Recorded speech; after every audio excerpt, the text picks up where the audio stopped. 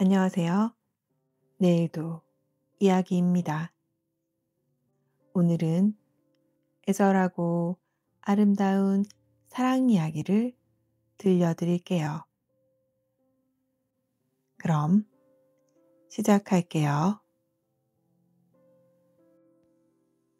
백일홍 이야기. 옛날 옛날 어느 산골 마을에 한 처녀가 살고 있었답니다. 처녀는 날마다 물레를 돌리며 고운 무명을 짜는 일을 했지요. 처녀의 손끝에서 나온 무명은 햇살처럼 고왔고 그 솜씨를 모르는 사람이 없었어요. 처녀는 부모님을 일찍 여의고 혼자 살았답니다. 그래서 더욱 부지런히 일했고 사람들에게 언제나 친절했지요. 마을 사람들은 처녀를 딸처럼 아꼈답니다. 우리 처녀는 마음씨도 곱고 일솜씨도 좋으니 좋은 혼처가 나타날 거야. 그럼요. 저렇게 착한 처녀에게 복이 오지 않겠어요? 마을 사람들은 처녀의 앞날을 축복해 주었어요. 처녀도 언젠가 좋은 사람을 만나 행복하게 살기를 꿈꾸었답니다. 어느 무더운 여름날이었어요. 하지가 지나 본격적인 무더위가 시작될 무렵이었지요.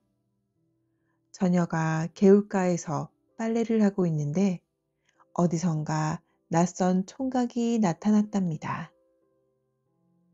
총각은 먼 곳에서 온 나그네였어요. 땀에 흠뻑 젖은 모습으로 힘겹게 걸어왔지요. 처녀를 보더니 공손히 인사를 했답니다. 실례지만 물 한 모금만 얻어 마실 수 있을까요? 길을 잃고 헤매다가 목이 너무 말라서요. 아이고, 그러세요. 잠시만 기다리세요. 처녀는 바가지에 시원한 물을 떠다 주었답니다. 총각은 고맙다며 물을 벌컥벌컥 마셨어요. 그리고 다시 한번 고개를 숙여 감사를 표했지요. 정말 고맙습니다. 덕분에 살았습니다. 천만에요. 더운 날씨에 고생이 많으시네요. 어디로 가시는 길이세요? 저는 학문을 배우러 한양으로 가는 길입니다. 그런데 길을 잃어버렸네요. 처녀는 총각에게 길을 자세히 알려주었답니다. 총각은 고마워하며 마을을 떠나려 했어요. 그런데 몸이 휘청거리더니 그대로 쓰러지고 말았지요. 어머, 큰일 났네. 처녀는 마을 사람들을 불러 총각을 자기 집으로 옮겼답니다. 총각은 더위를 먹고 기운이 빠진 상태였어요. 처녀는 며칠 동안 정성껏 총각을 돌보았지요. 총각은 처녀의 정성 덕분에 곧 기운을 차렸답니다. 그리고 며칠 동안 마을에 머물렀어요. 그러면서 자연스럽게 처녀와 정이 들었지요. 총각은 성실하고 다정했답니다. 처녀가 물레를 돌리면 옆에 앉아 책을 읽었어요. 때로는 처녀에게 글을 가르쳐 주기도 했지요. 처녀도 총각이 들려주는 이야기를 들으며 행복해했답니다. 처녀, 나는 당신이 정말 좋소. 내가 과거에 급제하면 꼭 돌아와서 당신과 혼인하고 싶소. 정말이세요? 저도, 저도 총각님이 좋아요. 두 사람은 서로 사랑하게 되었답니다. 하지만 총각은 한양으로 가야 했어요.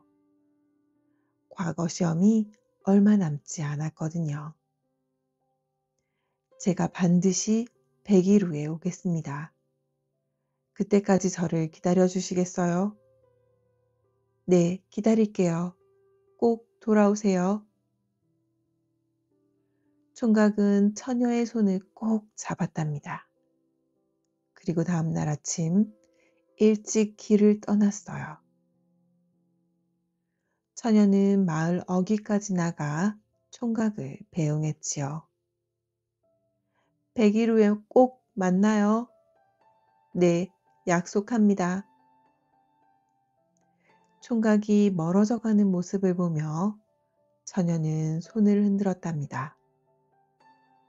가슴 한편이 허전했지만 100일 후의 기쁨을 생각하며 참았어요. 처녀는 날마다 총각을 기다렸답니다. 하루가 지나고 열흘이 지나고 한 달이 지났지요. 여름에는 뜨겁게 내리쪼았고 매미는 쨍쨍 울어댔답니다. 처녀는 날마다 마을 어귀 큰 나무 아래에 앉아 총각이 오는 길을 바라보았어요. 무더운 날씨였지만 마음만큼은 설렜답니다. 오늘은 올까? 내일은 올까? 처녀는 손꼽아 날짜를 세었지요. 50날이 지나고 60날이 지나고 70날이 지났어요. 무더위는 계속되었고 처녀의 기다림도 계속되었답니다. 그런데 마을 사람들이 하나 둘 수근거리기 시작했어요. 저 처녀 참 기특하구먼. 저 더운 날씨에 날마다 나와 앉아서. 그런데 말이지, 그 총각이 정말 올까? 벌써 2달이 넘었는데 혹시 처녀를 속인 건 아닐까? 80날이 지나고 90날이 지났답니다. 처녀의 얼굴은 뜨거운 햇볕에 까맣게 탔고 몸은 야위어 갔어요. 그래도 처녀는 날마다 그 자리를 지켰답니다. 드디어 100일째 되는 날 아침이 밝았어요. 처녀는 일찍 일어나 정갈하게 몸을 씻고 고운 옷을 차려입었답니다. 머리도 단정히 빗고 얼굴에 분도 살짝 발랐지요. 오늘이야말로 총각님이 돌아올 거야. 약속했잖아. 처녀는 설레는 마음으로 나무 아래로 향했답니다. 하늘은 맑았고 아침 햇살이 눈부셨어요. 처녀는 나무 아래에 앉아 길을 바라보았지요. 해가 중천에 떴을 때였답니다. 저 멀리서 누군가 걸어오는 모습이 보였어요. 처녀는 눈을 크게 뜨고 바라보았답니다. 가까이 오는 사람을 보니 분명 그 총각이었어요. 처녀는 너무나 기뻐서 벌떡 일어섰지요. 정말 오셨군요. 약속을 지키셨어요. 처녀가 달려가려는 순간이었답니다. 총각의 모습을 자세히 보게 되었어요. 그런데 이게 웬일이에요? 총각의 옷차림이 100일 전과는 너무나 달랐답니다. 깨끗하고 단정했던 옷은 온데간도 없고 누더기 같은 옷을 걸치고 있었어요. 얼굴도 수척하고 초라해 보였지요. 처녀의 마음속에 갑자기 의심이 생겼답니다. 혹시 이 사람이 날 속인 건 아닐까? 과거에 떨어져서 저렇게 초라한 모습으로 온 건 아닐까? 재산도 없고 가난한 사람인 건 아닐까? 100일 동안 한 번도 소식을 보내지 않은 것도 이상해. 처녀는 총각을 반갑게 맞이하지 못하고 망설였답니다. 그 순간 총각의 얼굴에 실망의 빛이 스쳤어요. 어째서 그러시는 겁니까? 약속대로 100일 만에 돌아왔는데 저기 당신 모습을 보니 마음이 흔들려요. 제가 이렇게 된 데는 이유가 있습니다. 한양 가는 길에 도둑을 만나 모든 걸 잃었어요. 그래도 약속을 지키려고 걸어서 온 겁니다. 총각의 눈에 눈물이 맺혔답니다. 100일 동안 온갖 고생을 하며 약속을 지키려 했는데 처녀가 자신을 외면하다니요. 당신은 저의 겉모습만 보는군요. 100일 전 제 마음은 보지 못하시나요? 그게 저는 처녀는 말을 잇지 못했답니다. 총각은 슬픈 눈빛으로 처녀를 바라보더니 고개를 돌려 다시 길을 떠났어요. 처녀는 그 뒷모습을 바라보며 멍하니 서 있었지요. 총각이 완전히 사라진 후 처녀는 후회가 밀려왔답니다. 겉모습만 보고 총각을 내친 자신이 너무나 부끄러웠어요. 아이고, 내가 무슨 짓을 한 거야. 처녀는 그 자리에 주저앉아 통곡했답니다. 100일 동안 자신을 기다리게 하지 않으려고 온갖 고생을 마다하지 않고 돌아온 총각의 진심을 왜 몰라봤을까요? 총각님, 돌아오세요. 제가 잘못했어요. 처녀는 총각을 찾아 나섰답니다. 마을을 벗어나 저 멀리까지 달려갔어요. 하지만 총각은 이미 멀리 떠난 뒤였지요. 처녀는 날마다 총각을 찾아 헤맸답니다. 마을 사람들도 함께 찾아봤지만 소용없었어요. 총각은 그 후로 다시 나타나지 않았답니다. 슬픔에 잠긴 처녀는 날마다 그 나무 아래에서 눈물을 흘렸어요. 자신의 어리석음을 후회하며 밤낮으로 울었지요. 제발 한 번만 더 기회를 주세요. 이번엔 마음으로 당신을 볼게요. 그러던 어느 날이었답니다. 처녀가 앉아있던 자리에 작은 꽃 한 송이가 피어났어요. 처음에는 작았던 꽃이 점점 자라나 아름다운 붉은 꽃이 되었답니다. 놀라운 건 그 꽃이 100일 동안 계속 피어 있었다는 거예요. 여름 내내 처서가 지날 때까지 피고 또 피었답니다. 마을 사람들은 그 꽃을 보며 말했어요. 저 꽃이 100일 동안 총각을 기다린 처녀의 마음이 되었구나. 100일 동안 피는 꽃이니 백일홍이라 부르자꾸나. 그렇게 백일홍이라는 이름이 생겨났답니다. 백일홍은 무더운 여름 내내 피어나며 사람들에게 기다림의 소중함을 일깨워 주지요. 그리고 겉모습만 보고 판단해서는 안 된다는 교훈도 전해준답니다.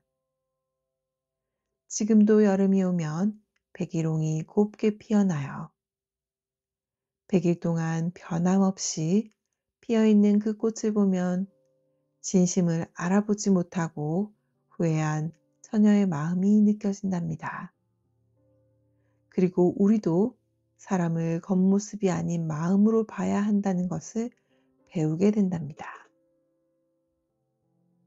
진정한 사랑은 겉모습이 아니라 진심을 보는 거랍니다.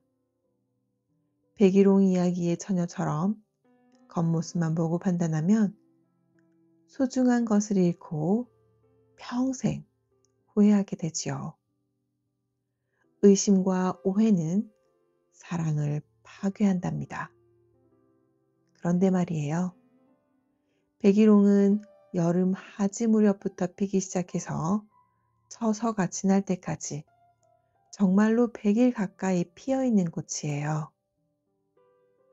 무더운 여름 햇볕 아래서도 꿋꿋하게 피어나는 모습이 참 아름답지요. 백일홍의 꽃말은 믿음과 영원한 사랑이랍니다. 전국 곳곳의 공원과 정원에서 여름이면 백일홍을 만날 수 있어요. 특히 궁궐과 사찰에서는 자주 볼 수 있는데 오랜 세월 우리 조상들이 사랑한 꽃이기 때문이랍니다. 아사달과 아사녀. 옛날 신라 경도강 시대에 백제 땅에 아사달이라는 젊은 석공이 살고 있었답니다. 아사달은 돌을 다루는 솜씨가 신기에 가까웠어요. 그의 손에 거치면 딱딱한 돌도 부드러운 비단처럼 아름다운 모습으로 변했지요. 아사달에게는 아사녀라는 아내가 있었답니다. 두 사람은 어릴 적부터 함께 자란 소꿉친구였어요. 아사녀는 남편이 돌을 깎는 모습을 바라보는 것을 가장 좋아했지요. 톡톡 탁탁 정과 망치가 돌을 만나는 소리가 들릴 때마다 아사녀의 마음은 행복으로 가득 찼답니다. 여보, 당신이 만든 불상은 정말 살아있는 것 같아요. 고맙소. 당신이 있어 내가 이렇게 열심히 일할 수 있답니다. 두 사람은 비록 가난했지만 서로를 사랑하며 행복하게 살았어요. 아사달은 날마다 돌을 깎고 아사녀는 남편의 옷을 기워주며 따뜻한 밥을 지어주었지요. 그러던 어느 날 신라의 왕실에서 사신이 찾아왔답니다. 경주에 큰 절을 짓는데 그곳에 세울 석탑을 만들 최고의 석공을 찾고 있다는 거예요. 여러 곳을 찾아다니다가 아사달의 뛰어난 솜씨를 듣고 찾아온 것이었지요. 신라 땅 경주에 불국사라는 큰 절을 짓고 있소. 그곳에 세울 석탑을 만들어 주시오. 이 나라 최고의 석탑이 되어야 하오. 아사달은 고민에 빠졌답니다. 일생일대의 기회였지만 아내와 헤어져야 한다는 것이 마음에 걸렸어요. 그런데 아사녀가 먼저 말했지요. 여보, 가세요. 당신의 솜씨를 온 세상에 보일 기회잖아요. 저는 여기서 당신을 기다릴게요. 정말 괜찮겠소? 몇 년이 걸릴지 모르는데. 괜찮아요. 당신이 만든 석탑을 보러 제가 찾아갈게요. 그러니 걱정 말고 가장 아름다운 석탑을 만들어주세요. 아사달은 아내의 손을 꼭 잡았답니다. 그리고 다음 날 무거운 발걸음으로 경주로 향했어요. 뒤돌아보니 아사녀가 작은 손을 흔들고 있었지요. 아사달은 마음속으로 다짐했답니다. 세상에서 가장 아름다운 석탑을 만들어서 아사녀에게 자랑해야지. 경주에 도착한 아사달은 곧바로 일을 시작했어요. 불국사는 참으로 웅장한 절이었답니다. 그곳에 세울 석탑은 두 개였지요. 하나는 석가탑이고 다른 하나는 다보탑이었어요. 아사달은 먼저 다보탑을 만들기 시작했답니다. 정성을 다해 돌을 골랐어요. 하나하나 정으로 쪼고 갈고 다듬었지요. 날이 밝으면 일을 시작하고 해가 지면 달빛 아래서도 일을 계속했답니다. 톡톡톡, 탁탁탁. 돌 깎는 소리가 밤낮으로 울려 퍼졌어요. 한 달이 지나고 석 달이 지나고 1년이 지났답니다. 그렇게 몇 년의 세월이 흘렀지요. 아사달은 오로지 석탑을 만드는 일에만 마음을 쏟았어요. 드디어 다보탑이 완성되었답니다. 아름다운 곡선과 화려한 장식으로 꾸며진 탑은 마치 하늘에서 내려온 궁전 같았어요. 모든 사람들이 감탄했지요. 오호, 이렇게 아름다운 탑은 처음 봅니다. 정말 신의 솜씨로군요. 그런데 아사달은 만족하지 못했답니다. 이제 석가탑을 만들어야 했거든요. 석가탑은 다보탑과는 다른 아름다움을 가져야 했어요. 화려함이 아닌 단순함 속의 완벽함, 그것이 석가탑의 매력이어야 했지요. 아사달은 다시 돌과 마주했답니다. 이번에는 더욱 신중했어요. 불필요한 장식은 모두 빼고 가장 간결하면서도 균형 잡힌 모습을 만들어야 했지요. 손끝에 온 신경을 집중했답니다. 그러는 동안 또다시 세월이 흘렀어요.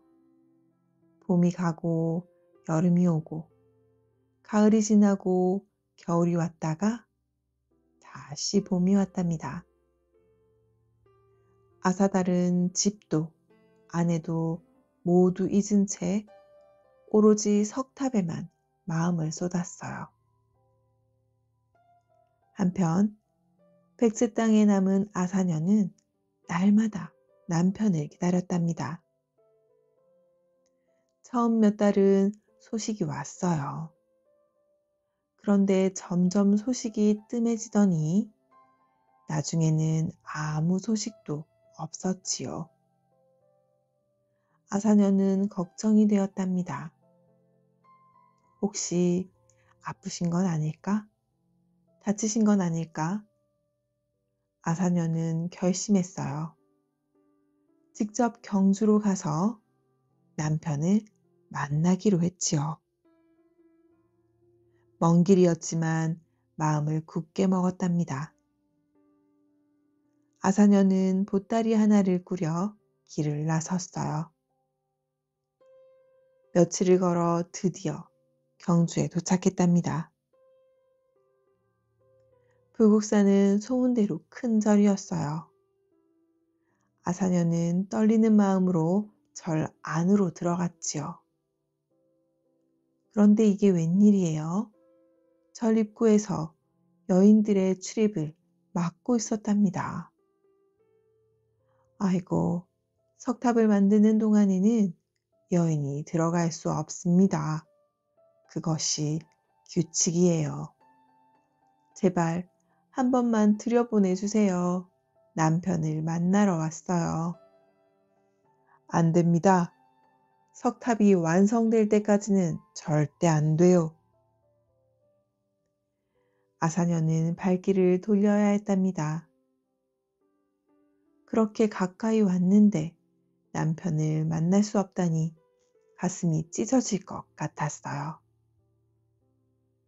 아사녀는 절 근처 주막에 방을 얻었지요. 그리고 날마다 중국족을 바라보며 눈물을 흘렸답니다. 어느 날 주막 주인 아주머니가 아사녀에게 말했어요. 그렇게 보고 싶으면 영지 연못에 가보시구려. 그곳에 가면 석탑이 물에 비친답니다. 탑의 그림자라도 볼 수 있을 거예요. 아사녀는 희망이 생겼답니다. 바로 영지 연못으로 달려갔어요. 연못은 맑고 고요했지요. 물 위에는 하늘이 비치고 구름이 흘러갔어요. 아사녀는 연못가에 앉아 기다렸답니다. 석탑의 그림자가 보이기를, 그리고 혹시 그곳에서 일하는 남편의 모습이라도 보이기를 바라면서요. 하루가 지나고 이틀이 지나고 사흘이 지났어요. 아사녀는 날마다 연못가에 앉아 물만 바라보았답니다. 밥도 제대로 먹지 못하고 잠도 거의 자지 못했지요. 그러던 어느 날이었어요. 연못물이 찬잔하게 고요해지더니 무언가가 비치기 시작했답니다. 처음에는 흐릿했지만 점점 선명해졌어요. 바로 석탑의 모습이었지요. 아, 저게 남편이 만든 석탑이구나. 석탑은 정말 아름다웠답니다. 단순하면서도 완벽한 균형, 하늘을 향해 솟은 우아한 모습. 아사녀는 감격의 눈물을 흘렸어요. 남편의 정성과 솜씨가 그대로 느껴졌거든요. 그런데 그 순간이었답니다. 갑자기 아사녀의 몸이 흔들리기 시작했어요. 너무 오랫동안 먹지도 자지도 못한 탓이었죠. 아사녀는 그대로 연못 속으로 쓰러져 버렸답니다.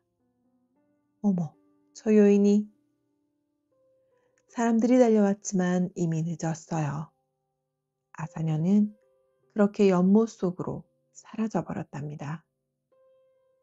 석탑의 그림자를 보며 남편을 그리워하다가 결국 물속에 잠긴 것이었지요.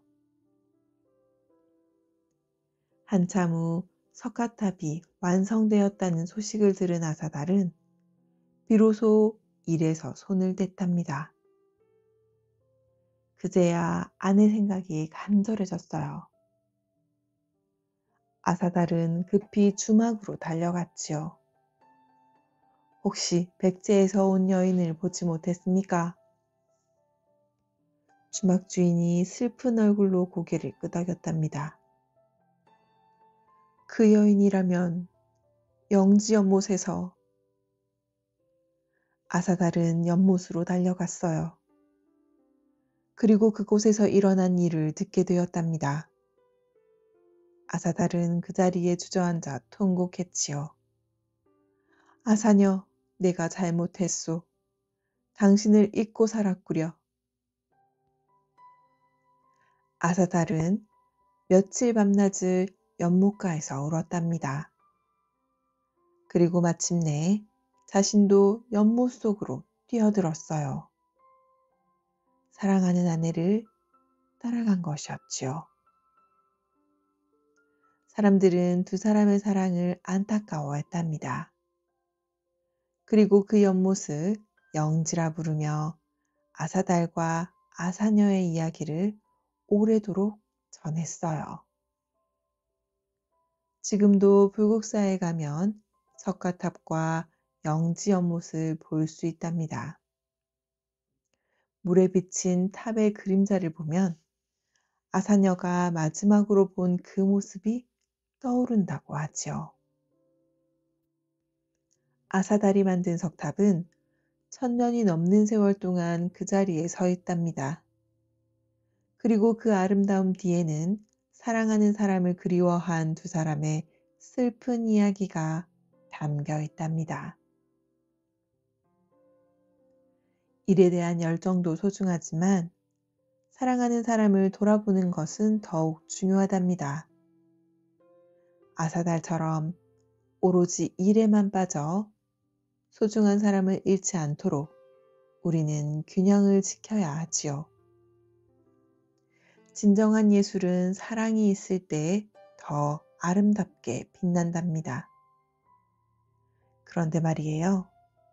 이야기의 배경인 불국사는 지금 경상북도 경주시에 있는 유네스코 세계문화유산이랍니다.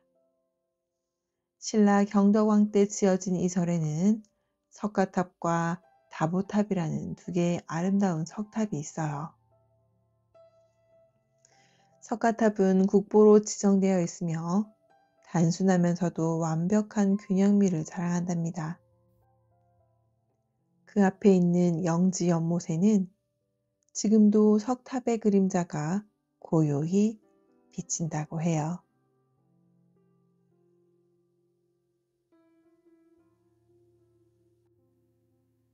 망부석 전설, 돌이 된 기다림. 옛날 바닷가 작은 마을에 젊은 부부가 살고 있었답니다. 남편은 바다에 나가 고기를 잡는 어부였고 아내는 집에서 그물을 깁고 밥을 짓는 착한 여인이었어요. 두 사람은 비록 가난했지만 서로를 아끼며 행복하게 살았지요. 남편은 날마다 동이 트기 전에 일어나 바다로 나갔답니다. 아내는 늘 마을 언덕에 올라가 남편이 무사히 돌아오기를 기도했어요. 저녁이면 다시 언덕에 올라가 바다를 바라보며 남편을 기다렸지요. 오늘도 무사히 돌아오세요. 큰 고기 잡아오세요. 아내는 날마다 이렇게 중얼거리며 남편을 배웅했답니다. 바람이 불거나 파도가 높은 날이면 걱정이 태산 같았어요. 그래도 남편은 늘 해가 지기 전에 돌아왔지요. 여보, 오늘은 꽤 큰 고기를 잡았소. 시장에 내다 팔면 쌀 한 말은 살 수 있겠소. 아이고, 수고하셨어요. 어서 들어와 따뜻한 밥 드세요. 두 사람은 저녁상을 마주하고 앉아 이런저런 이야기를 나누었답니다. 남편이 들려주는 바다 이야기를 아내는 참 좋아했어요. 파도 소리, 갈매기 울음소리, 물고기들 이야기를 들으면 마치 자신도 바다에 나간 것 같았죠. 그렇게 평화로운 날들이 이어졌답니다. 봄이 오고 여름이 오고 가을이 오고 겨울이 왔어요. 계절이 바뀌어도 남편은 바다로 나갔고 아내는 언덕에서 남편을 기다렸지요. 그러던 어느 봄날이었답니다. 남편이 평소처럼 새벽에 배를 저어 바다로 나갔어요. 아내도 언덕에 올라가 손을 흔들며 배웅했지요. 하늘은 맑았고 바람도 잔잔했답니다. 오늘은 날씨가 좋으니 큰 고기를 잡을 수 있겠구나. 아내는 기쁜 마음으로 집으로 돌아왔어요.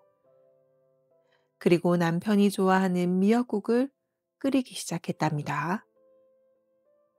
그물도 정성껏 깁고 남편의 옷도 기웠어요. 해가 중천에 떴을 때였답니다. 갑자기 하늘이 어두워지더니 먹구름이 몰려왔어요. 그러더니 바람이 세차게 불기 시작했지요. 아내는 깜짝 놀라 밖으로 뛰어나갔답니다. 아이고, 이를 어쩌나. 날씨가 갑자기 변했네. 파도 소리가 우르르 쾅쾅 울려 퍼졌어요. 마을 사람들도 하나둘 나와 바다를 바라보았답니다.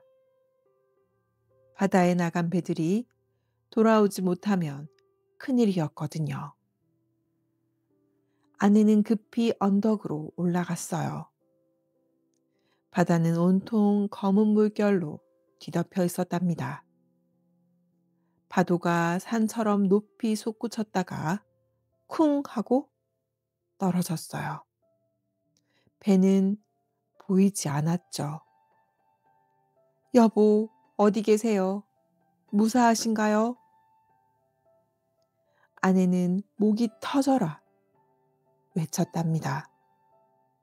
그러나 바람 소리와 파도 소리만 들려올 뿐이었어요. 비가 세차게 내리기 시작했지요.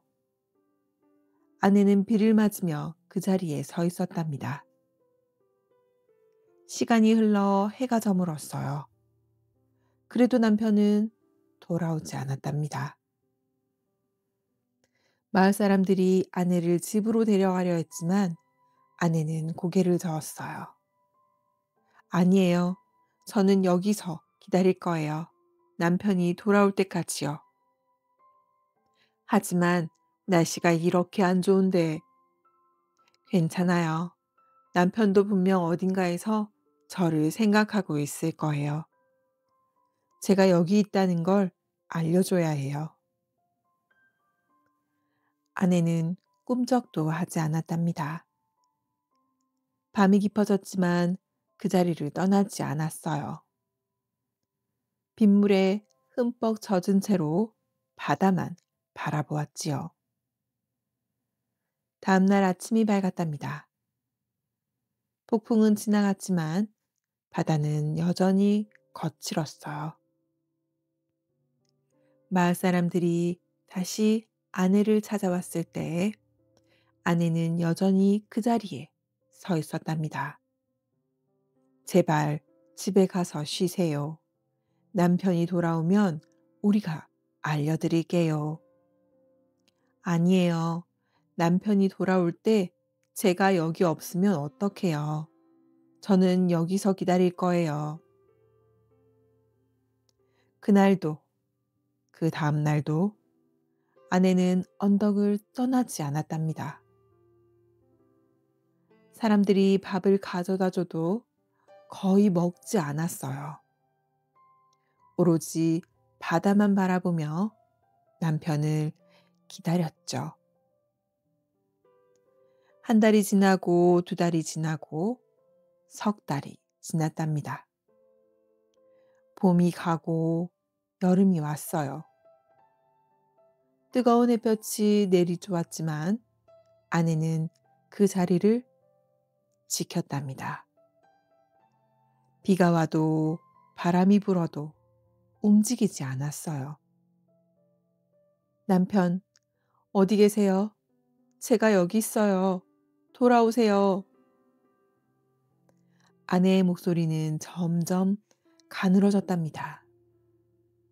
몸은 야위고 얼굴은 햇볕에 까맣게 탔어요. 그래도 아내는 하루도 빠짐없이 그 자리에서 바다를 바라보았지요.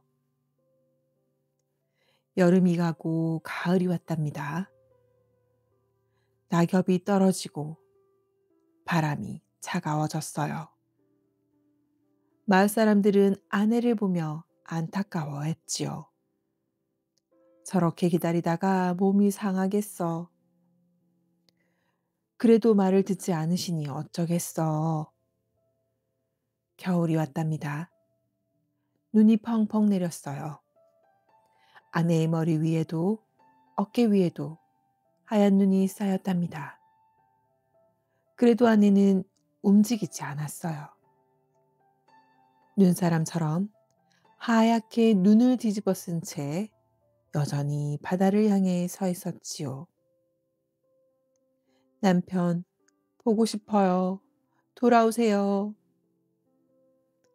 아내의 목소리는 이제 바람 소리보다 작아졌답니다. 몸도 점점 굳어가는 것 같았어요. 그래도 아내는 포기하지 않았지요. 다시 봄이 왔답니다. 남편이 떠난 지 1년이 지난 거예요. 눈이 녹고 꽃이 피었답니다. 사람들이 언덕으로 올라가 아내를 찾았어요. 그런데 이게 웬일이에요? 아내가 서 있던 자리에 커다란 돌이 서 있는 게 아니겠어요? 사람처럼 생긴 돌이 바다를 향해 서 있었답니다. 아이고, 저것 좀 보세요. 저 여인이 돌이 되어 버렸구만. 사람들은 깜짝 놀랐답니다. 1년 동안 비바람 속에서 남편을 기다리던 아내가 결국 돌이 되어 버린 것이었어요. 그 돌은 꼭 여인이 바다를 향해 서 있는 모습 같았죠. 사람들은 그 돌을 망부석이라고 불렀답니다. 남편을 기다리다 돌이 된 여인의 돌이라는 뜻이었어요. 세월이 흐르는 동안에도 그 돌은 변함없이 그 자리에 서서 바다를 바라보았답니다. 비가 오는 날이면 돌에서 물이 흘러내렸어요. 마을 사람들은 말했죠. 저것 좀 보세요. 망부석이 눈물을 흘리는구먼. 남편을 그리워하는 마음이 저렇게 눈물이 되는 거랍니다. 바람이 부는 날이면 돌 주위에서 이상한 소리가 들렸답니다. 마치 누군가 이름을 부르는 것 같았어요. 사람들은 그것이 아내가 남편을 부르는 소리라고 믿었지요. 지금도 전국 곳곳의 바닷가에는 망부석이 남아있답니다. 어떤 곳에서는 언덕 위에, 어떤 곳에서는 바닷가에 서서 여전히 바다를 바라보고 있어요. 1000년이 지나도, 10,000년이 지나도 변함없이 그 자리를 지키며 사랑하는 사람을 기다리고 있답니다. 그 모습을 보면 사람들은 생각하게 되지요. 진정한 사랑이란 무엇인지, 기다림이란 무엇인지를요. 망부석은 변치 않는 사랑의 상징으로 오늘도 바다를 향해 서 있답니다. 변치 않는 사랑은 세월이 흘러도 그 자리를 지킨답니다. 망부석 전설처럼 진심으로 사랑하는 마음은 돌이 되어서도 사라지지 않죠. 기다림의 끝에는 언젠가 만남이 있을 거라는 희망. 그것이 사랑의 힘이랍니다. 그런데 말이에요. 전국 각지 바닷가와 산에는 망부석이라 불리는 돌들이 남아있답니다. 부산 영도구 태종대에도 유명한 망부석이 있고 강원도 삼척과 동해시에도 망부석 전설이 전해져요. 이 전설은 우리 조상들이 사랑하는 사람을 기다리는 마음을 담아 만든 이야기랍니다. 지금도 바닷가 마을에서는 망부석을 보며 안전한 항해를 기원한다고 해요.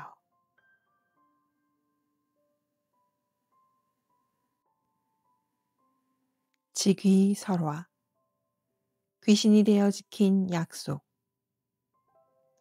옛날 옛날 신라시대에 경주에 직이라는 청년이 살고 있었답니다. 지기는 평범한 백성의 아들이었지만 마음씨가 곱고 의리가 깊은 청년이었지요. 그에게는 어려서부터 함께 자란 친구가 한 명 있었는데 그 친구는 귀족 집안의 아들이었어요. 신분은 달랐지만 두 사람의 우정은 누구도 갈라놓을 수 없을 만큼 깊었답니다. 지기의 친구는 학문에 뛰어나 조정의 벼슬을 얻게 되었어요. 그런데 벼슬살이를 하려면 멀리 중국 당나라에 가서 공부를 더 해야 했지요. 지기야, 내가 당나라에 다녀와야겠다. 긴 여행이 될 것 같은데 돌아올 때까지 나를 기다려주겠나? 친구가 진지하게 물었답니다. 쥐기는 망설임 없이 대답했어요. 물론이지. 자네는 나의 소중한 벗이 아닌가. 내가 여기 동천다리에서 자네를 기다리고 있을 테니 꼭 무사히 돌아오게.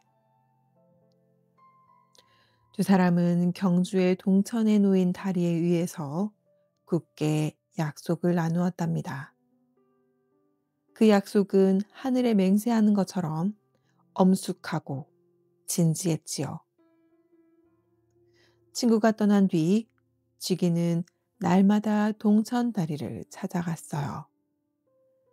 비가 오나 눈이 오나 더운 여름이나 추운 겨울이나 한결같이 다리 위에 서서 친구를 기다렸답니다. 오늘은 돌아올까? 쥐기는 매일 같은 자리에서 멀리 길을 바라보았지요. 마을 사람들은 그런 지기를 보며 고개를 저었어요. 저 청년 참 기특하구만. 하지만 당나라까지 가는 길이 얼마나 먼데 언제 돌아올지 모르는 친구를 기다리다니. 세월이 흘러 계절이 몇 번이나 바뀌었답니다. 봄에는 버들잎이 파릇파릇 돋아나고 여름에는 매미가 울었어요. 가을에는 낙엽이 지고 겨울에는 눈이 쌓였지요. 그래도 지기는 변함없이 동천다리를 지켰답니다.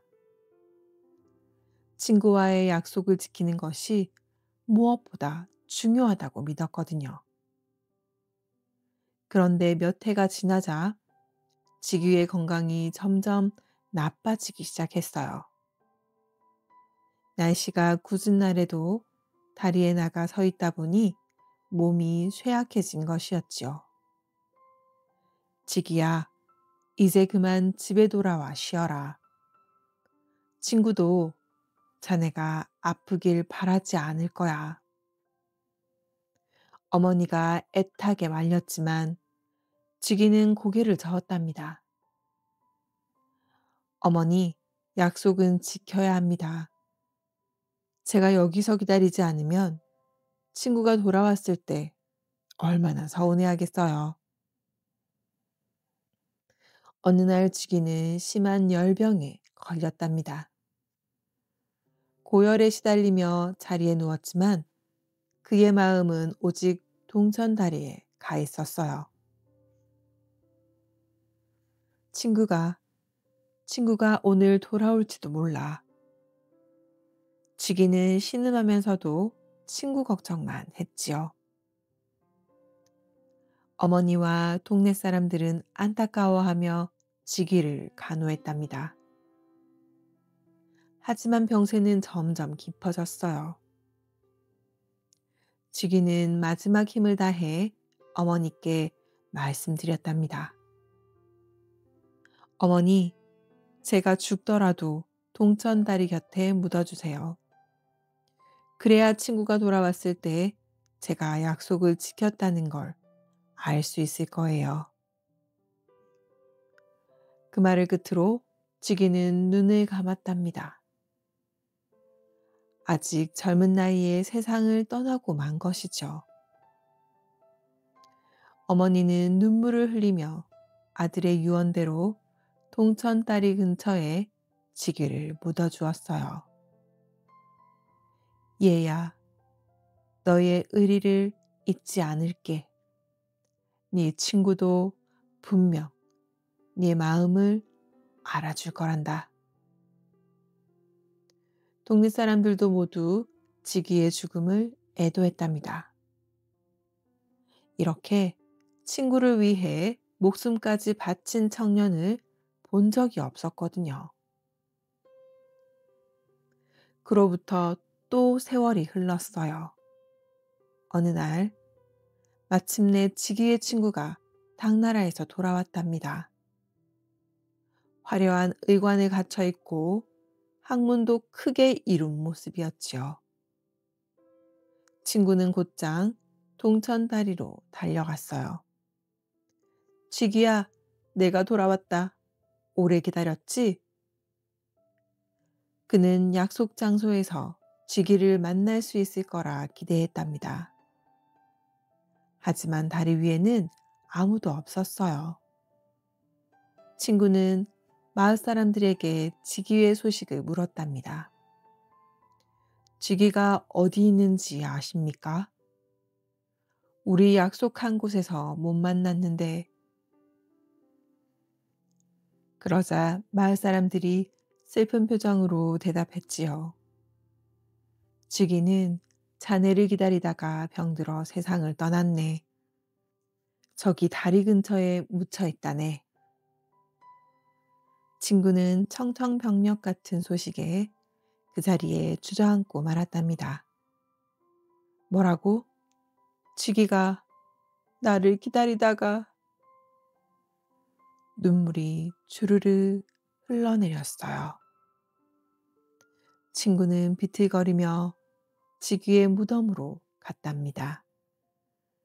지기야, 미안하다. 내가 너무 늦었구나. 자네가 이렇게까지 나를 기다려줄 줄은 몰랐어.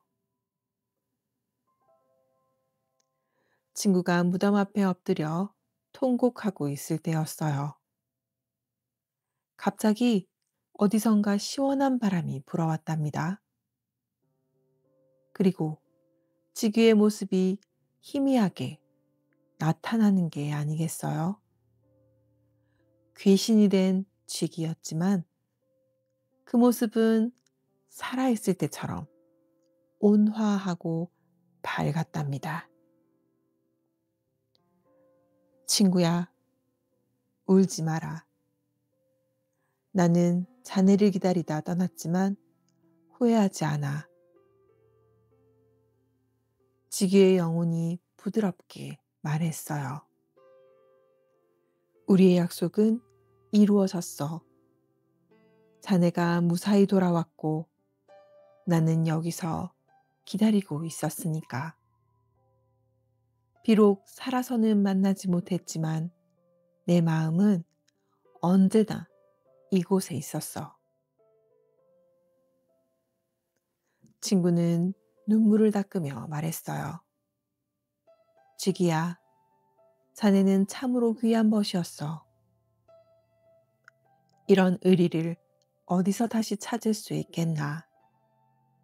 내가 평생 자네를 잊지 않고 기억하겠네. 지기의 영혼은 빙그레 웃으며 말했답니다. 친구여, 자네도 약속을 지키러 돌아왔으니 우리는 진정한 벗이야. 이제 편히 가보게. 나는 여기서 자네의 앞날을 지켜볼 거야. 그 말을 끝으로 지기의 모습은 서서히 사라졌답니다. 친구는 그 자리에 오래도록 서 있었어요. 마음속 깊이 지기에 대한 미안함과 고마움이 함께 밀려왔죠. 친구는 조정에 나아가 훌륭한 관리가 되었어요. 하지만 그는 언제나 지기를 잊지 않았답니다.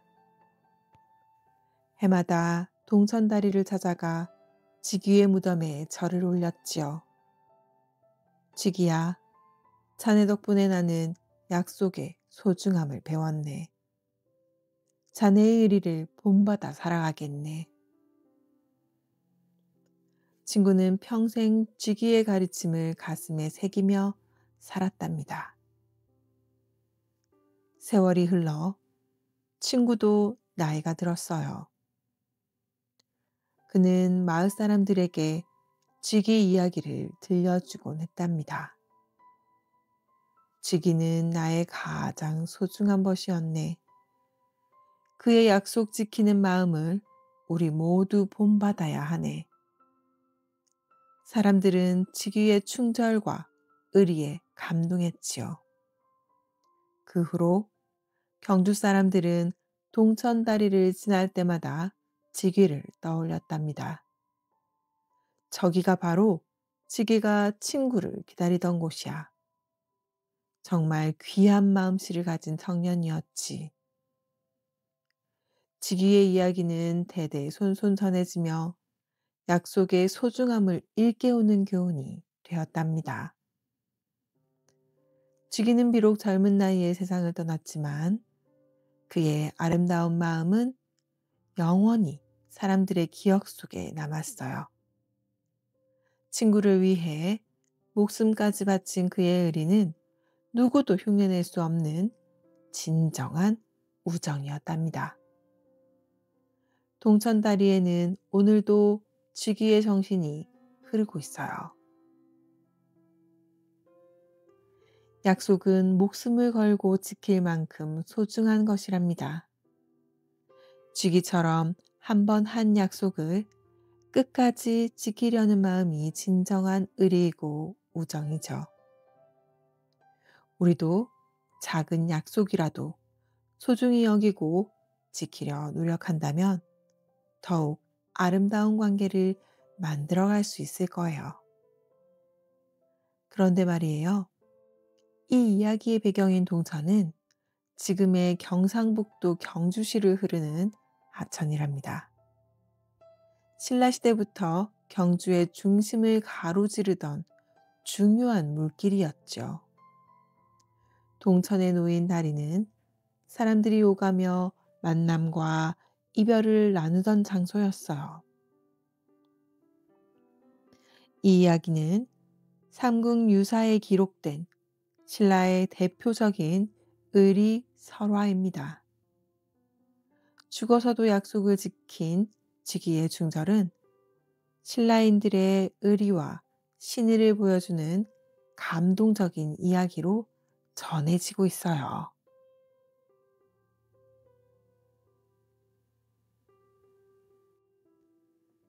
치악산의 전설, 형제의 효심.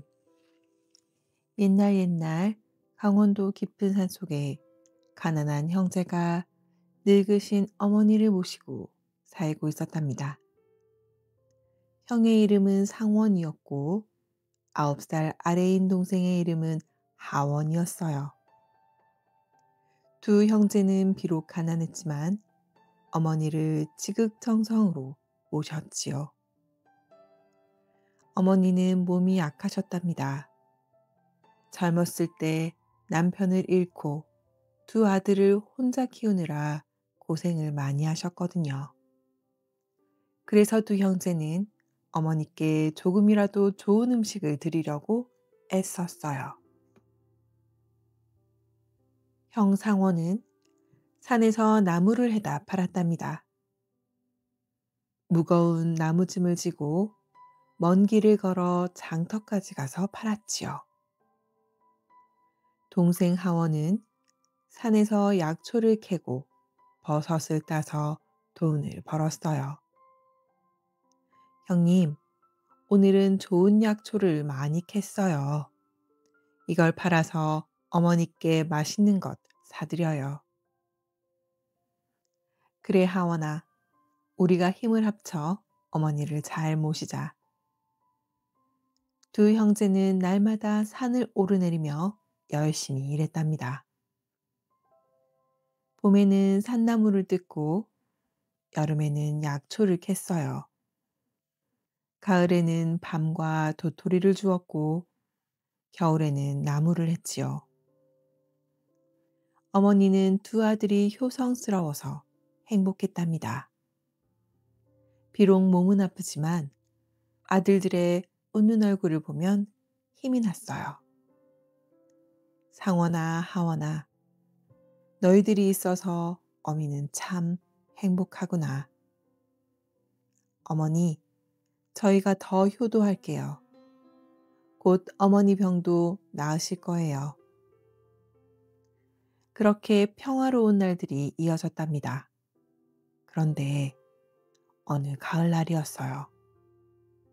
어머니의 병이 갑자기 심해졌답니다. 기침을 심하게 하시고 밥도 제대로 드시지 못했어요. 형제는 걱정이 태산 같았답니다.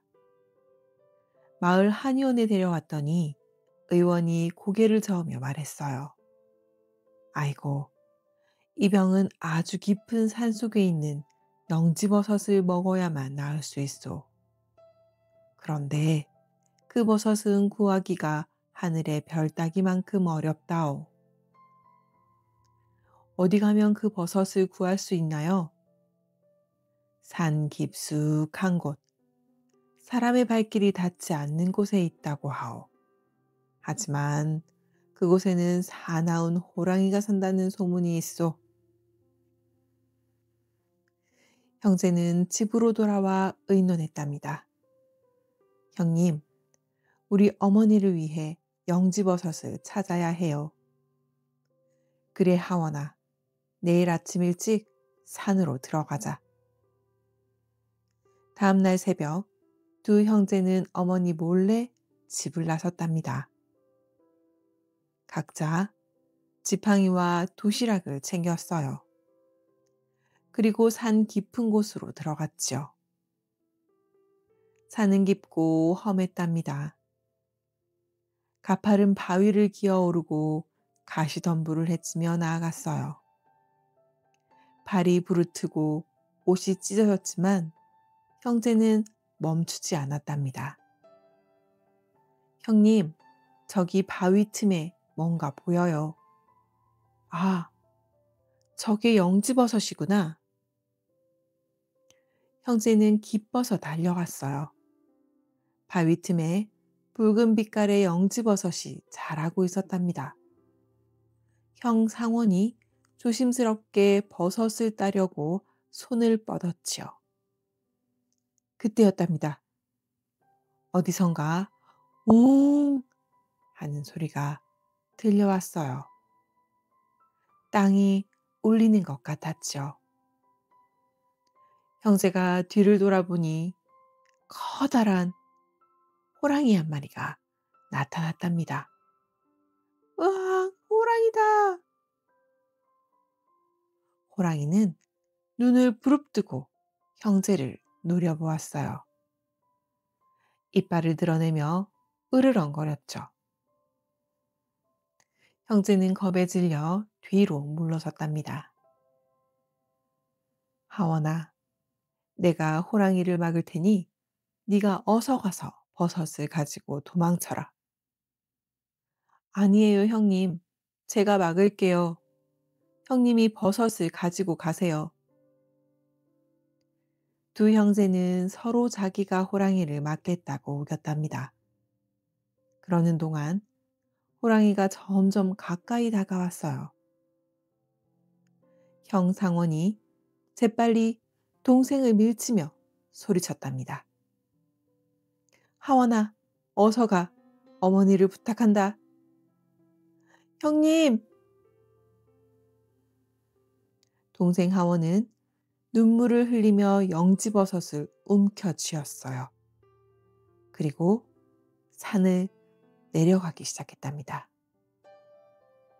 뒤에서 형의 목소리가 들려왔지요. 어머니를 잘 모셔라. 하원은 뒤돌아보지 않고 계속 달렸답니다. 눈물이 흘러 앞이 보이지 않았지만 오직 한 가지 생각뿐이었어요. 어머니를 살려야 한다는 생각이요. 한편 형 상원은 호랑이와 마주하고 있었답니다. 호랑이는 크게 포효하며 덤벼들었어요.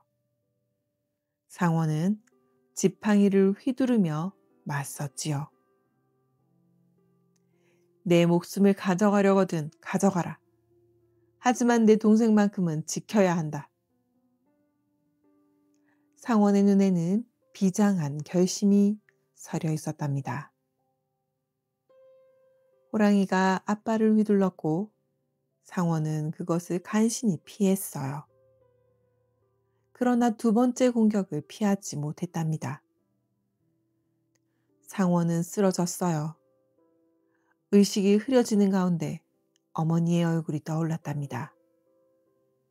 어머니, 제가 효도를 다하지 못해 죄송합니다. 그런데 이게 웬일이에요? 호랑이가 갑자기 멈춰섰답니다. 그리고 상원을 물끄러미 바라보더니 고개를 숙이는 게 아니겠어요? 호랑이의 눈에서 눈물이 흘러내렸답니다. 마치 상원의 효심에 감동한 것 같았어요. 호랑이는 상원을 해치지 않고 조용히 숲속으로 사라져갔지요. 상원은 기적처럼 살아났답니다. 온몸이 아팠지만 일어설 수 있었어요. 그는 천천히 산을 내려갔지요. 집에 도착한 하원은 영지버섯으로 약을 다렸답니다. 그리고 어머니께 드렸어요. 어머니는 약을 드시며 물었지요. 하원아, 상원이는 어디 있느냐? 어머니, 형님은 하원이 말을 잇지 못하고 눈물을 흘리는데 밖에서 목소리가 들려왔습니다. 어머니, 저 왔습니다. 형님! 상원이는 힘겹게 문을 열고 들어왔어요. 온몸에 상처 투성이었지만 얼굴에는 미소가 가득했답니다. 하원아, 잘했다. 어머니를 살렸구나. 형님, 정말 무사하셨군요. 두 형제는 서로 얼싸안고 울었답니다. 어머니도 눈물을 흘리며 아들들을 품에 안았어요. 얘들아, 고맙구나. 너희 같은 아들들이 있어서 어미가 행복하구나. 어머니는 영지버섯 약을 먹고 점점 건강을 되찾았답니다. 기침도 먹고 밥도 잘 드시게 되었어요. 형제의 효심이 어머니를 살린 거죠. 그런데 놀라운 일이 또 일어났답니다. 형제가 호랑이를 만났던 그 산에서 이상한 일이 벌어진 거예요. 산꼭대기에 두 개의 큰 바위가 솟아올랐는데 마치 사람이 서 있는 것 같았답니다. 마을 사람들은 그 바위를 보며 말했어요. 저 바위가 꼭 형제가 나란히 서 있는 것 같구먼. 그래, 어머니를 위해 목숨을 바치려던 두 형제의 모습이야. 사람들은 그 산을 치악산이라고 부르기 시작했답니다. 치는 이빨을 뜻하고 악은 사나운 것을 뜻하는데 사나운 호랑이의 이빨도 형제의 효심을 꺾지 못했다는 의미였어요. 그리고 두 바위를 형제봉이라 불렀는데 형제가 서로를 위해 어머니를 위해 목숨을 바치려던 그 효심을 기리기 위해서였죠. 시간이 흘러 상원과 하원은 어머니를 끝까지 효성스럽게 모셨답니다. 어머니는 오래오래 건강하게 사시다가 편안히 돌아가셨어요. 두 형제는 어머니가 돌아가신 후에도 여전히 우애 좋게 지냈답니다. 지금도 치악산에 가면 형제봉을 볼 수 있어요. 두 개의 봉우리가 나란히 서서 하늘을 향해 솟아있답니다. 그 모습을 보면 형제의 효심과 우애가 느껴진다고 해요. 봄이 오면 산에 꽃이 피고 여름이 오면 푸른 나무가 우거지지요. 가을이 오면 단풍이 들고 겨울이 오면 하얀 눈이 쌓인답니다.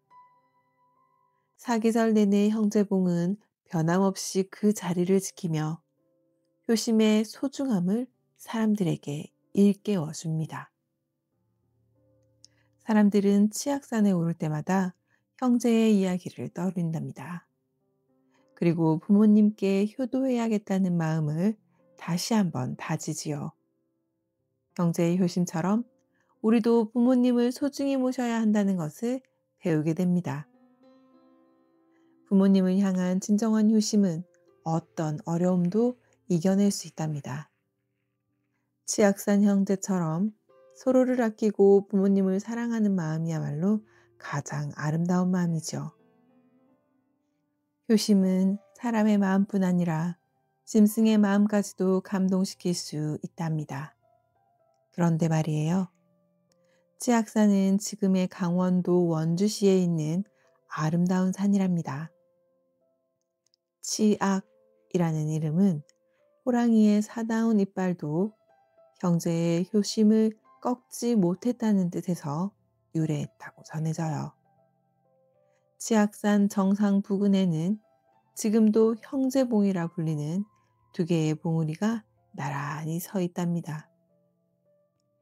이 전설은 오랜 세월 동안 강원도 지역에서 전해져 내려오는 효행설화랍니다. 장화와 홍련, 계모의 모함. 옛날 조선시대 어느 마을에 배자수라는 양반이 살고 있었답니다. 배자수에게는 장화와 홍련이라는 두 딸이 있었어요. 언니 장화는 15살이었고 동생 홍련이는 13살이었지요. 두 자매는 어릴 적에 어머니를 여의었답니다. 하지만 서로를 아끼며 의좋게 살았어요.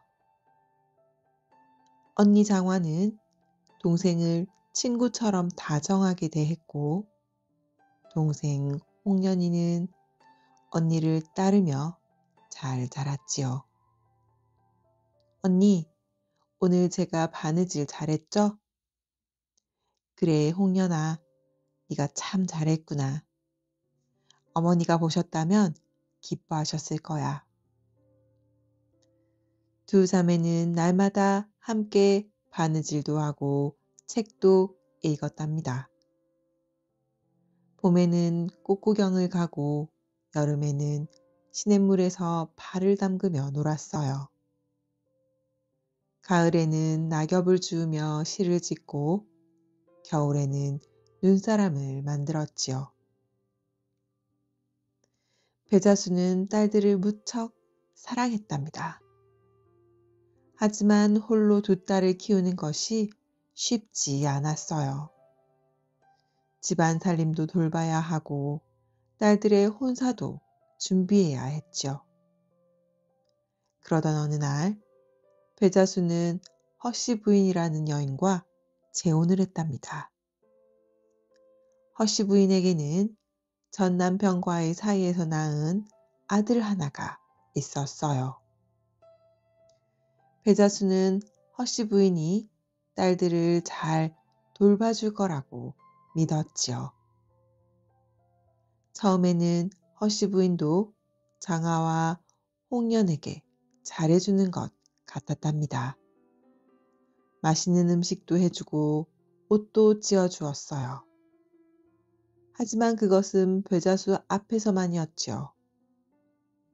배자수가 없을 때는 완전히 달랐답니다.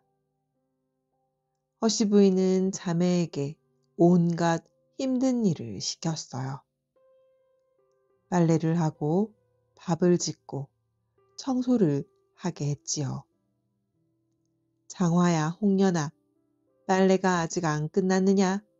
게으름을 피우면 안 된다. 예, 어머니, 곧 끝낼게요. 두 자매는 참고 견뎠답니다. 새어머니를 화나게 하고 싶지 않았거든요. 아버지가 걱정하실까봐 아무 말도 하지 않았어요.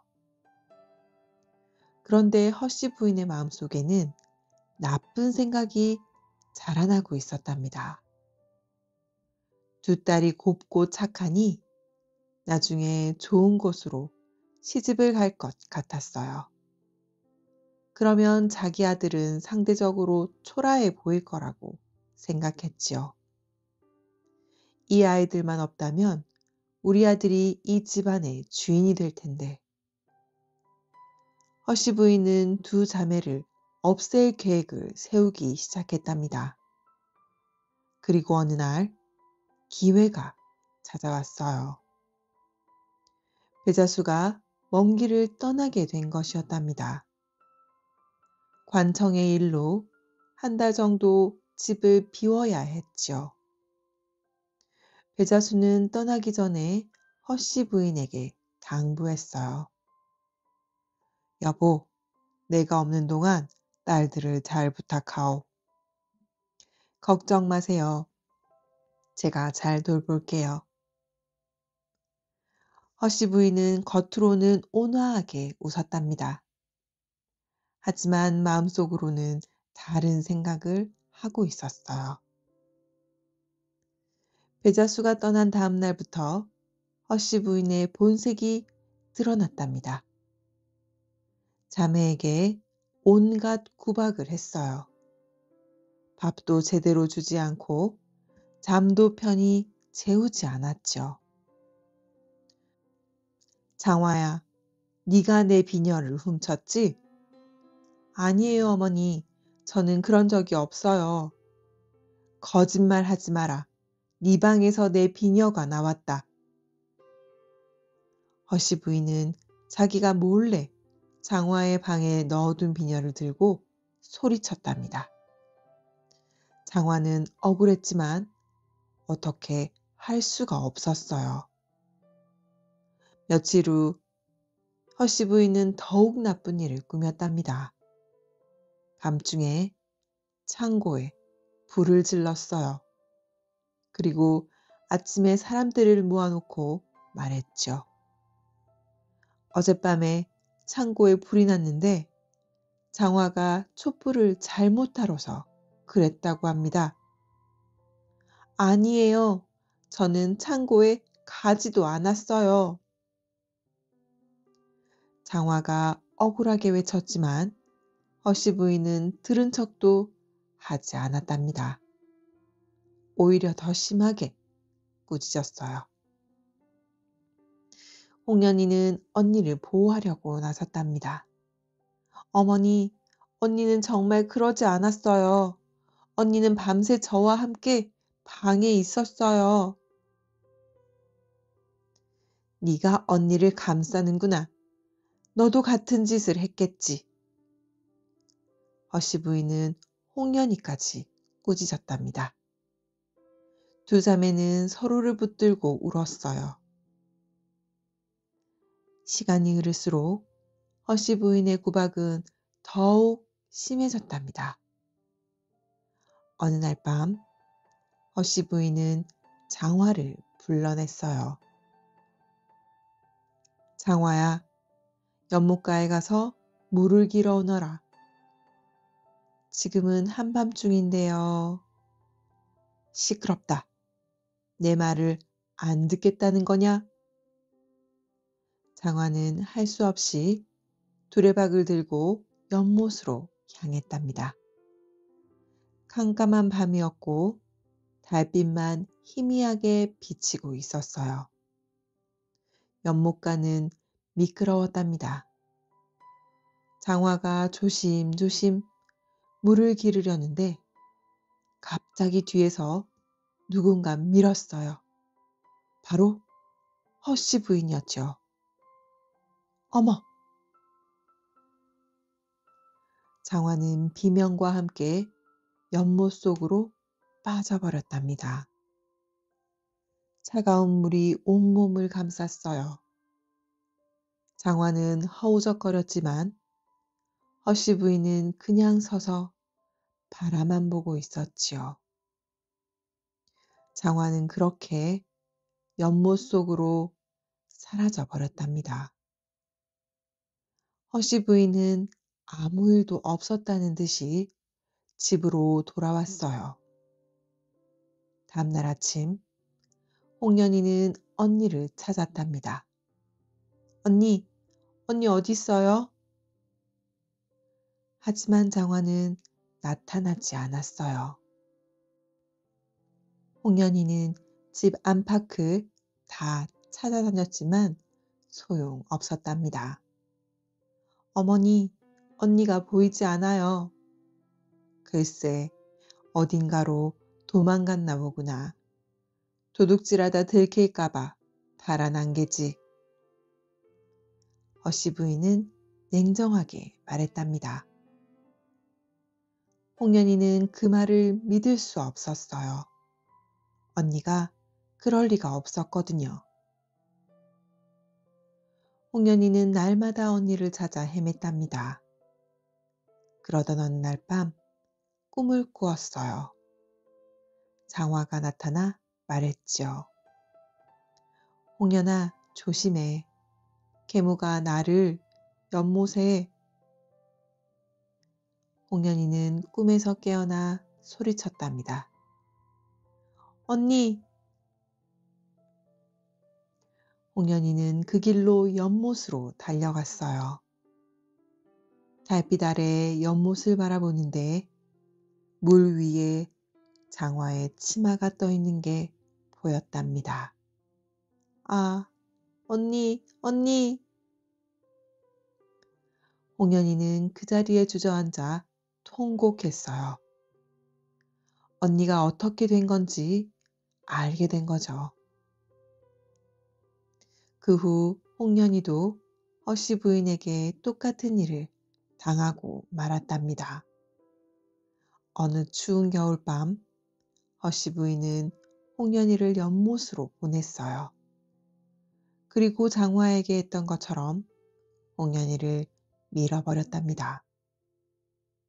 언니, 이제 언니를 만나러 가요.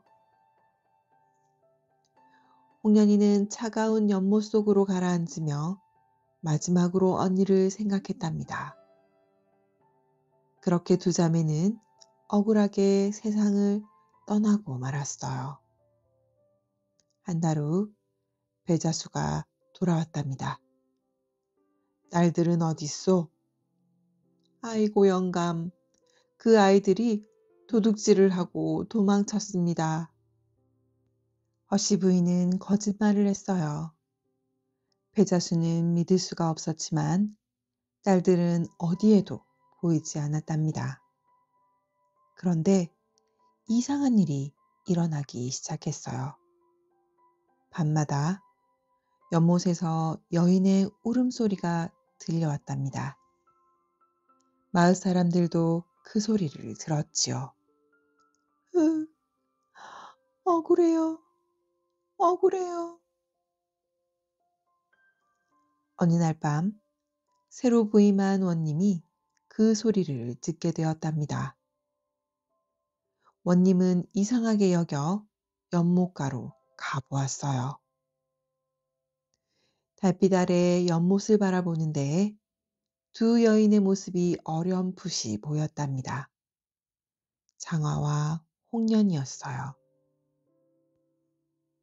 원님, 저희의 억울함을 풀어주세요.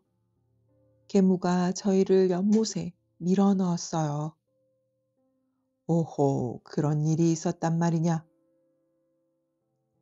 원님은 다음날 바로 조사를 시작했답니다. 마을 사람들을 불러 물어보고 허씨 부인도 불러들였어요. 처음에 허씨 부인은 거짓말을 했답니다. 하지만 원님이 계속 추궁하자 결국 사실을 털어놓고 말았지요. 제가 그랬습니다. 용서해 주세요. 이 악독한 계모 같으니 당장 벌을 받아라. 허씨 부인은 죗값을 치르게 되었답니다. 배자수는 늦게나마 딸들의 억울함을 알게 되어 슬퍼했어요. 그리고 연못가에 두 딸의 제단을 만들어 매일 제사를 지냈답니다. 신기하게도 그 후로 연못에서 울음소리가 들리지 않았답니다. 장화와 홍련의 억울함이 풀린 것이었죠. 사람들은 두 자매의 이야기를 오래도록 전했답니다. 그리고 계모의 악행을 경계하며 진실은 언젠가 반드시 밝혀진다는 교훈을 배웠답니다. 아무리 억울한 일을 당해도 진실은 언젠가 반드시 밝혀진답니다. 장화와 홍련처럼 억울함을 당한 사람들의 원한은 결국 풀리게 되죠. 그리고 나쁜 일을 한 사람은 반드시 그 대가를 치르게 된답니다. 그런데 말이에요. 이 이야기는 조선시대에 실제로 있었던 사건을 바탕으로 만들어진 장화 홍련전에서 유래했답니다. 평안도 철산 지역의 이야기로 전해지지만 전국 여러 지역에서 비슷한 이야기가 전승되고 있어요. 장화 홍련 이야기는 조선시대 대표적인 원귀 설화이자 계모 설화로 억울한 죽음과 진실의 승리를 다룬 우리나라의 대표적인 전래동화랍니다. 춘향전 기다림의 사랑. 옛날 조선시대의 전라도 남원에 춘향이라는 아름다운 처녀가 살고 있었답니다. 춘향이는 기생이었던 어머니 월매의 딸이었어요. 비록 신분은 낮았지만 마음씨가 곱고 예절이 바른 처녀였지요. 춘향이는 글도 잘 읽고 노래도 잘 불렀답니다. 바느질 솜씨도 뛰어났고 예의 범절도 남부럽지 않았어요. 어머니 월매는 딸이 기생이 되지 않고 정절을 지키며 살기를 바랐답니다. 춘향아, 네가 비록 기생의 딸이지만 마음만은 늘 바르게 가지거라. 예, 어머니. 저는 어머니 말씀대로 살겠어요. 춘향이는 남원 광안루 근처에서 어머니와 함께 조용히 살았답니다. 광안루는 남원에서 가장 아름다운 누각이었어요. 춘향이는 가끔 그곳에 나가 그네를 타며 놀았지요. 어느 봄날이었답니다. 단오 명절을 맞아 마을 처녀들이 광안루에 모여 그네를 타고 있었어요. 춘향이도 친구들과 함께 나왔답니다. 하얀 저고리에 자홍치마를 입은 춘향이의 모습은 참으로 아름다웠죠. 에헤라디야, 에헤라디야. 춘향이가 그네를 타며 노래를 부르는데 누군가 그 모습을 보고 있었답니다. 바로 남원 사또의 아들 이몽룡이었어요. 이몽룡은 한양에서 내려온 양반 도련님이었답니다. 16살의 총명한 청년이었지요. 아버지를 따라 남원에 온 지 얼마 되지 않았는데 단오 구경을 나왔다가 춘향이를 보게 된 것이었어요. 저 처녀는 누구인가? 참으로 아름답구나. 몽룡은 춘향이를 보는 순간 마음을 빼앗기고 말았답니다. 그리고 하인 방자를 시켜 춘향이의 집을 알아냈죠. 방자야, 저 처녀가 사는 곳을 알아보아라. 예, 도련님, 알아보겠습니다. 방자가 알아보니 춘향이는 기생 월매의 딸이라고 했어요. 몽룡은 그날 저녁 춘향이의 집을 찾아갔답니다. 춘향이라는 처녀를 만나러 왔소. 월매는 사또 도련님이 찾아온 것을 보고 놀랐답니다. 하지만 정중히 맞이했어요. 춘향이도 나와서 몽룡을 만났죠. 두 사람은 서로를 보는 순간 사랑에 빠졌답니다. 몽룡은 춘향이의 고운 마음씨에 감동했고 춘향이는 몽룡의 진실한 모습에 마음이 끌렸어요. 춘향, 나와 백년 가약을 맺어주겠소? 도련님, 저는 기생의 딸입니다. 신분이 다른데 어찌? 신분이 무슨 상관이오? 내 진심을 믿어주시오. 춘향이는 몽룡의 진심을 느낄 수 있었답니다. 그리고 둘은 백년해로를 약속했어요. 비록 정식 혼례는 아니었지만 두 사람은 진실한 사랑으로 맺어졌답니다. 그렇게 행복한 날들이 이어졌어요. 몽룡은 날마다 춘향이를 만나러 왔고 두 사람은 시를 짓고 노래를 부르며 시간을 보냈답니다.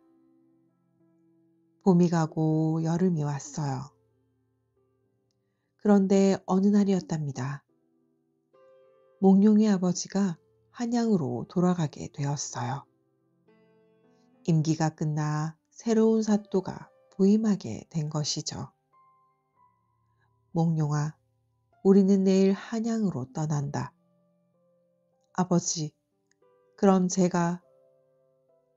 몽룡은 춘향이 생각에 가슴이 아팠답니다. 그날 밤 춘향이를 찾아가 사실을 말했어요. 춘향, 나는 내일 한양으로 떠나야 한다오. 도련님, 춘향이의 눈에서 눈물이 흘러내렸답니다. 몽룡도 눈물을 참지 못했어요. 춘향, 나를 기다려 주시오. 내가 과거에 급제하여 돌아올 것이오. 그때까지 나를 잊지 말아 주시오. 도련님, 저는 끝까지 도련님만을 기다리겠어요. 다른 사람과는 절대 살지 않을 거예요. 두 사람은 눈물로 이별했답니다. 몽룡은 손수건 하나를 춘향이에게 주며 약속의 표시로 삼았어요. 다음 날 몽룡은 한양으로 떠났답니다. 춘향이는 멀어져 가는 몽룡의 뒷모습을 바라보며 눈물을 흘렸지요. 도련님, 꼭 돌아와 주세요. 춘향이는 날마다 몽룡을 기다렸답니다. 한 달이 지나고 석 달이 지나고 반년이 지났어요. 여름이 가고 가을이 왔죠. 그런데 새로 부임한 변사또가 큰 문제였답니다. 변사또는 욕심이 많고 나쁜 사람이었어요. 백성들을 괴롭히고 온갖 세금을 거두어 들였지요. 어느 날 변사또는 춘향이의 아름다움에 대한 소문을 듣게 되었답니다. 오호, 남원에 그렇게 고운 기생이 있다고? 당장 불려들여라. 사또님, 춘향은 기생의 딸이긴 하지만 기생이 아니옵니다. 무슨 소리냐? 기생의 딸이면 기생이지. 당장 불러오너라. 춘향이는 관하로 끌려갔답니다. 변사또 앞에 서게 되었어요. 네가 춘향이냐? 참으로 아름답구나. 오늘부터 나를 모시도록 하여라. 사또님, 저는 이미 한 사람과 100년 가약을 맺었습니다. 다른 사람을 모실 수 없어요. 뭐라? 기생의 딸 주제에 감히 나를 거역하느냐?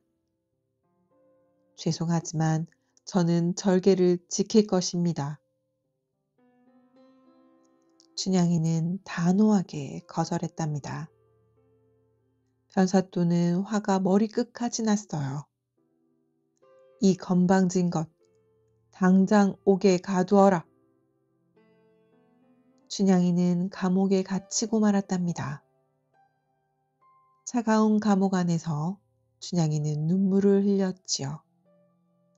하지만 마음만은 변하지 않았답니다. 도련님, 저는 도련님만을 기다릴 거예요. 목숨을 잃는다 해도 절개는 지킬 거예요. 날이 갈수록 변사또의 구박은 심해졌답니다. 매를 때리고 협박을 했지만 춘향이는 꿋꿋하게 견뎠어요. 가을이 가고 겨울이 왔답니다. 어느 추운 겨울날이었어요. 춘향이는 감옥에서 죽을 날만 기다리고 있었답니다. 변사또가 마지막 통보를 했거든요. 내일이 춘향의 마지막 날이다. 그래도 내 말을 듣지 않는다면 목숨을 잃게 될 것이다. 그 시각 한양에서는 몽룡이 과거에 급제했답니다. 그것도 장원 급제를 한 것이었어요.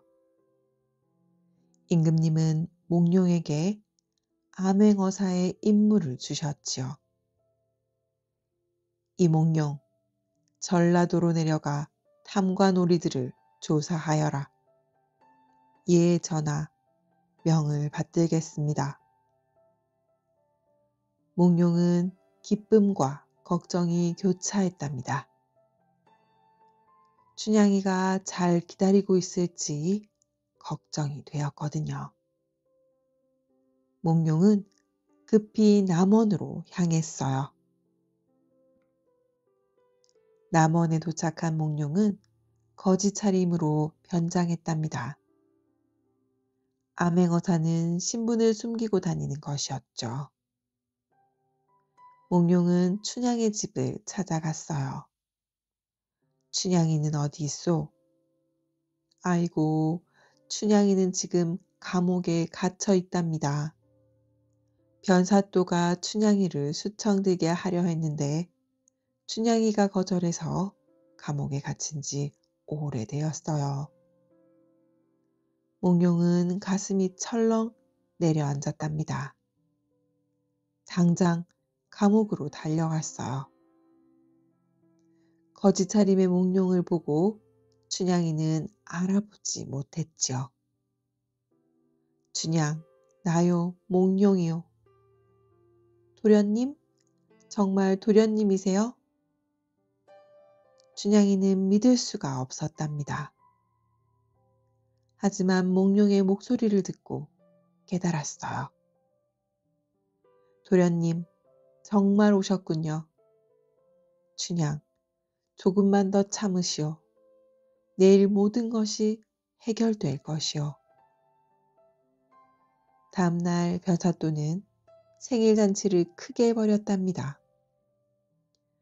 온 마을 양반들을 불러 모았어요. 그리고 춘향이를 끌어내 마지막으로 회유하려 했지요. 춘향아, 마지막으로 묻겠다. 나를 모시겠느냐? 아니옵니다. 저는 몽룡 도련님만을 기다릴 것입니다. 이 고집센 것, 당장 처형하라. 그때였답니다. 거짓 차림의 몽룡이 잔치에 나타났어요. 잠깐, 출두요. 몽룡은 품속에서 암행어사 마패를 꺼내들었답니다. 그 자리에 있던 모든 사람이 깜짝 놀랐지요. 어사또! 변사또는 얼굴이 새하얗게 질렸답니다. 몽룡은 변사또의 죄를 낱낱이 밝혀냈어요. 변사또, 너는 백성들을 괴롭히고 춘향을 감옥에 가두었다. 당장 관직을 박탈하고 처벌하겠다. 변사또는 그 자리에서 잡혀갔답니다. 춘향이는 자유의 몸이 되었어요. 몽룡은 춘향이를 부축하며 말했답니다. 춘향, 나를 믿고 기다려 주어서 고맙소. 도련님, 저는 도련님을 믿었어요. 끝까지 기다린 보람이 있네요. 두 사람은 드디어 다시 만나게 되었답니다. 그리고 정식으로 혼례를 올렸어요. 신분의 차이도 거리의 문제도 모두 극복한 것이지요. 춘향이와 몽룡은 한양으로 올라가 행복하게 살았답니다. 춘향이의 정절과 몽룡의 사랑은 오래도록 사람들의 입에 오르내렸어요. 지금도 남원에 가면 광안루가 남아있답니다. 그곳에서는 매년 춘향제가 열려 두 사람의 아름다운 사랑을 기린답니다. 진정한 사랑은 신분의 차이도 시간의 거리도 이겨낼 수 있답니다. 춘향이처럼 믿음을 지키고 기다리는 마음, 몽룡처럼 약속을 지키려는 마음이 있다면 어떤 어려움도 극복할 수 있죠. 사랑은 신분이나 재산이 아니라 진심으로 하는 것이랍니다. 그런데 말이에요. 이 이야기의 배경인 광안루는 지금의 전라북도 남원시에 있는 아름다운 누각이랍니다. 조선시대부터 전해지는 춘향전은 우리나라 대표적인 사랑 이야기예요. 남원에서는 매년 봄에 춘향제가 열려 춘향이와 몽룡의 사랑을 기린답니다. 춘향전은 신분을 초월한 사랑과 정절의 아름다움을 보여주는 조선시대의 대표적인 고전 소설이랍니다. 바보 온달. 옛날 고구려 시대에 바보 온달이라는 청년이 살고 있었답니다. 온달은 가난한 집안에서 태어나 늙은 어머니를 모시며 살았어요. 하루는 풀뿌리와 나무 껍질로 끼니를 때우며 힘들게 살았지요. 온달은 배우지 못해 세상 물정도 잘 몰랐고 사람들은 그를 바보 온달이라고 놀리곤 했답니다. 저 바보가 또 왔네. 바보 온달. 하하하. 마을 사람들은 온달을 보면 손가락질하며 웃었어요. 하지만 온달은 화내지 않고 묵묵히 자신의 길을 걸어왔답니다. 온달에게는 늙으신 어머니가 전부였거든요. 어머니, 오늘은 도토리를 주워왔어요. 고맙구나, 온달아. 네가 있어 이 어미가 산단다. 그 무렵 고구려의 궁궐에는 평강공주라는 공주님이 계셨어요. 공주님은 총명하고 아름다웠지만 어려서부터 울기를 잘하는 버릇이 있었답니다. 평원왕께서는 공주가 울 때마다 농담 삼아 말씀하시곤 했죠. 네가 그렇게 울면 커서 바보 온달에게 시집 보낼 거다. 공주는 그 말을 듣고 더 큰 소리로 울곤 했답니다.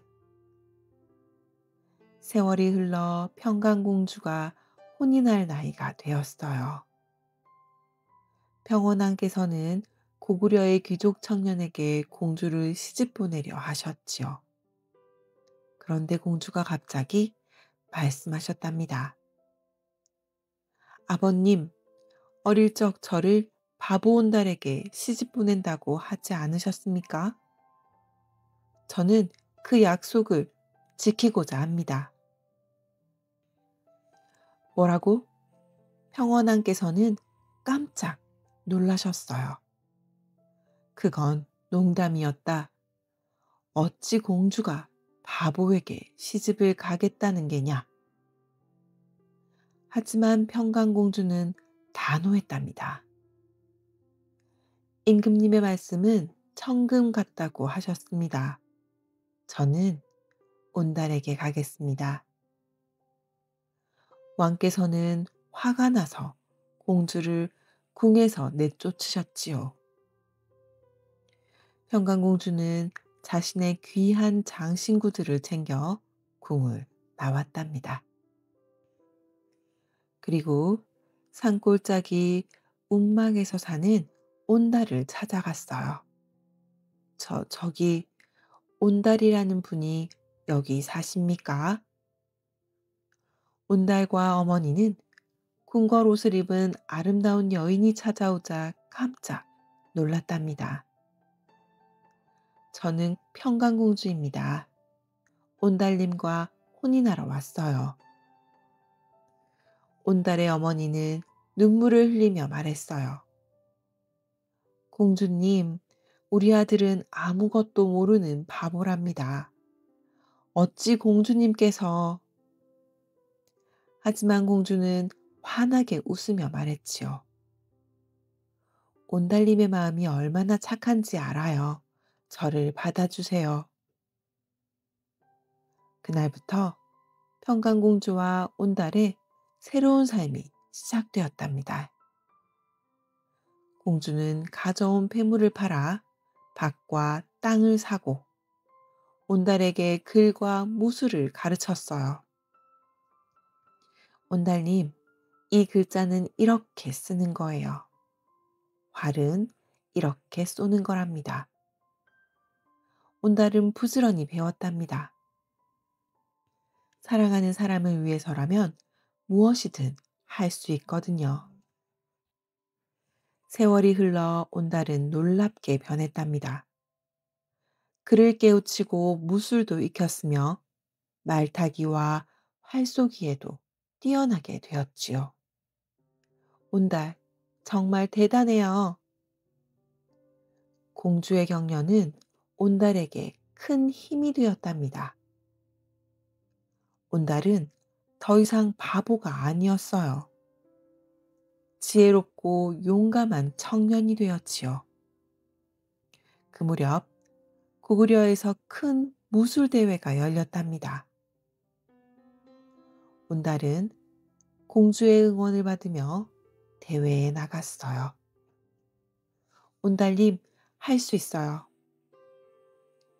대회에서 온달은 놀라운 실력을 발휘했답니다. 활쏘기, 말타기, 상던지기, 모든 종목에서 1등을 차지했지요. 평원왕께서는 깜짝 놀라셨어요. 저 청년이 누구냐? 바보 온달이라 불리던 자입니다, 전하. 왕께서는 온달을 불러 크게 칭찬하셨답니다. 네가 바로 그 온달이더냐? 내 딸의 눈이 옳았구나. 왕께서는 온달을 장군으로 삼으셨지요. 온달은 고구려의 용감한 장군이 되어 나라를 지켰답니다. 그리고 평강공주와 함께 행복하게 살았어요. 옛날 온달을 놀리던 사람들도 이제는 모두 존경하게 되었지요. 온달 장군님, 정말 대단하십니다. 온달은 겸손하게 말했답니다. 모두 공주님 덕분입니다. 어느 날 저녁, 온달은 공주에게 물었어요. 공주님, 왜 저 같은 사람을 택하셨습니까? 공주는 부드럽게 미소 지으며 대답했답니다. 온달님의 착한 마음을 보았어요. 그리고 온달님이라면 반드시 훌륭한 사람이 될 거라고 믿었지요. 온달은 공주의 손을 꼭 잡았답니다. 세월이 흘러 온달은 신라와의 전투에서 용감히 싸우다 장렬히 전사했어요. 평강공주는 온달을 위해 산성을 쌓고 그의 영혼을 기렸답니다. 바보라 불리던 청년이 나라를 지킨 영웅이 된 것.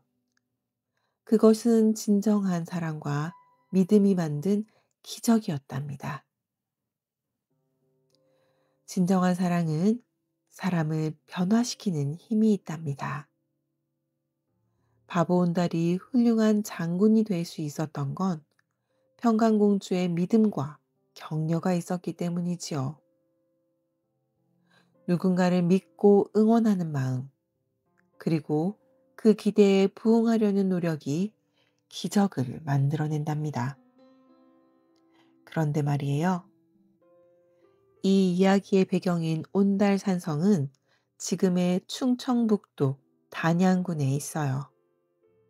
평강공주가 남편 온달을 기리기 위해 쌓았다는 전설이 전해지는 곳이랍니다. 온달 동굴과 온달 관광지도 함께 있어 많은 사람들이 찾아가는 곳이에요. 이 이야기는 삼국사기 열전에 기록된 고구려의 역사이자 아름다운 사랑 이야기랍니다. 신분을 넘어선 사랑과 노력하는 자의 성공을 보여주는 감동적인 설화예요.